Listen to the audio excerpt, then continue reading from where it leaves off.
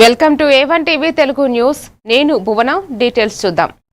కృష్ణా జిల్లా పెనమలూరు నియోజకవర్గంలో శ్రీ లక్ష్మీ తిరుపతమ్మ ఆలయంలో టీటీడీ చైర్మన్ బిఆర్ నాయుడు పదవి నుంచి తొలగించాలని ప్రత్యేక పూజలు నిర్వహించారు. పెనమలూరు సమన్వయకర్త దేవభక్తుని చక్రవర్తి వ్యాఖ్యానిస్తూ తిరుపతి ప్రతిష్టను దిగజారుస్తున్న బిఆర్ నాయుడు, చంద్రబాబు నాయుడు వెంటనే చర్యలు తీసుకోవాలని అన్నారు. చిన్న అభియోగాలపై పూర్వంలో వైఎస్ఆర్ పార్టీ చైర్మన్ పృథ్వీరాజ్ను తొలగించినట్లే బిఆర్ నాయుడుని కూడా తక్షణమే బర్తరఫ్ చేయాలన్నారు. ఈనాడు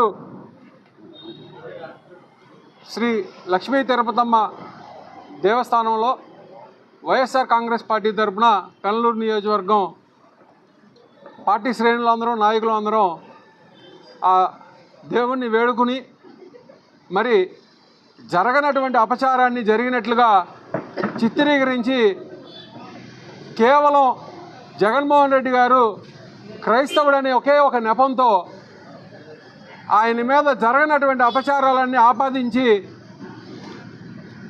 దీర్ఘకాలంగా మొయ్యలేనటువంటి నిందలన్నింటినీ మోపినటువంటి దుర్మార్గుడు శ్రీ నారా చంద్రబాబు నాయుడు గారు.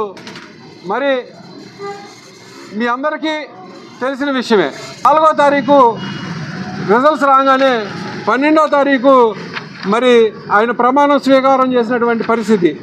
మరి ఆయన 12వ తారీఖు ప్రమాణ స్వీకారం చేసిన వెంటనే 13వ తారీఖు నాడు వెంకటేశ్వర స్వామి దర్శనం చేసుకోవడం జరిగింది. తారీఖు నాడు మరి కలెక్ట్ చేయటం, దాన్ని మళ్ళీ ల్యాబ్